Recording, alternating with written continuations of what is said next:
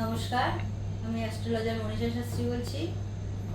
অনেক সময় দেখা যায় যে অনেক চেষ্টা করার পরও সঠিকভাবে কিন্তু ছাত্র অবস্থায় যারা পড়াশোনা প্রচুর চেষ্টা করছে কিন্তু সেভাবে সাফল্য পাচ্ছে না, সেক্ষেত্রে অবশ্যই দেখতে হবে তাদের রাশিচক্রটা, যেখানে চতুর্থ ভাব কি আছে, লগ্ন ভাব কি আছে, আর হচ্ছে পঞ্চম ভাব কি আছে, নবম ভাব কি আছে। যদি সেই ভাবগুলোর সাথে কোনো মানে নেগেটিভ গ্রহ বসে থাকে বা সেই ঘরের যারা অধিপতি আছে তারা যদি অশুভ নক্ষত্রে থাকে, তখন কিন্তু পড়াশোনার ক্ষেত্রে ভীষণভাবে সমস্যা চলে আসে।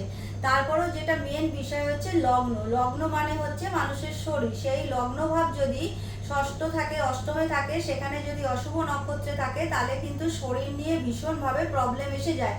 তারপরেও আমাদের রাশিচক্রে যেখানে দেখতে হয় যে ছাত্র অবস্থায় বাড়ির বাস্তুটা কীরকম আছে। যদি বাড়ির বাস্তু নর্থের দিক বা নর্থের ইস্টের দিকটা যদি ডিস্টার্ব থাকে, সেখানেও কিন্তু পড়াশোনার ক্ষেত্রে ভীষণভাবে ডিস্টার্ব দেখা যায়। তারপরে দেখা যায় যে যদি আমাদের রাশিচক্রে বর্তমান সময় যারা পড়াশোনা করছে সেখানে যদি তাদের শনির দশা চলে বা রাহুর দশা চলে বা কেতুর দশা চলে, মঙ্গলের দশা চলে, দশাগুলো দেখতে হবে। দশাগুলো চলার পরেও কিন্তু অন্তর্দশাগুলো দেখতে হবে। যদি দশা এরকম শনি, রাহু, কেতু, মঙ্গলের চলে তাহলে সেখানে থেকেও কিন্তু নানান দিক থেকে মানে সমস্যা চলে আসে। তারপরেও যেটা দেখা যায় যে বর্তমান সময় যদি কারোর শনির ঢাইয়া চলে বা শনি সাড়ে সাতি চলে, বর্তমানে কর্কট রাশির আর হচ্ছে বৃশ্চিক রাশি শনির ঢাইয়া চলছে, তাহলে সেখানে যদি শনির ঢাইয়া চলে বা শনি সাড়ে সাতি চলে প্লাস শনির দশা চলে, সেখানেও কিন্তু মাইন্ডটা ভীষণভাবে ডিস্টার্ব হয়ে যায়। সেখানেও কিন্তু পড়াশোনার ক্ষেত্রে হঠাৎ করেই সমস্যা চলে আসে।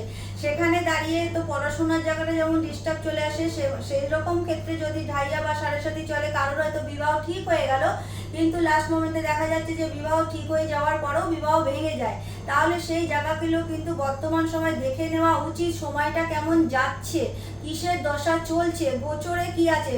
বর্তমান সময়ে যেমন শুক্র রয়েছে তুলা রাশিতে, সেক্ষেত্রে যাদের হচ্ছে শুক্র কারো চতুর্থ থাকবে, লগ্নে থাকবে, দশমে থাকবে, একাদশে থাকবে, সপ্তমে থাকবে, সেখানে কিন্তু শুভ ফল দেবে। কিন্তু সব সময় যে শুক্র যদি শুভ নক্ষত্রের রাশি চক্রে থাকে তাহলে কিন্তু বর্তমান সময় গোচরে যে এখন তুলা রাশিতে আছে সেখানে কিন্তু ভালো ফল দেবে। এই শুক্রই কিন্তু 13ই অক্টোবর আপনার মানে বৃশ্চিক রাশিতে চলে যাবে। তা সেই এই যে সময়টা, এই সময়ে রাশিচক্রে কিন্তু অনেকের ক্ষেত্রে অনেক ভালো ফল দিয়ে যাবে।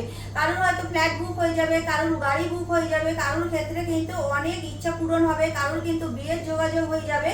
তাহলে বর্তমান সময় গোচরে যে গ্রহগুলো যে রাশি লগ্নের উপর দিয়ে যায় সেখানেই কিন্তু সেভাবে পজিটিভ ফল দেয়। কখন দেয়? যদি দশা ভালো চলে আর জন্মকালীন সেই গ্রহটা শুভ নক্ষত্রে থাকে। তাহলে আপনারা আপনাদের রাশিচক্রটাকে দেখে নিন কি পজিশনে গ্রহ নক্ষত্রগুলো আছে, সেভাবেই কিন্তু আপনারা বর্তমান সময় সেই ফলগুলো পাবেন।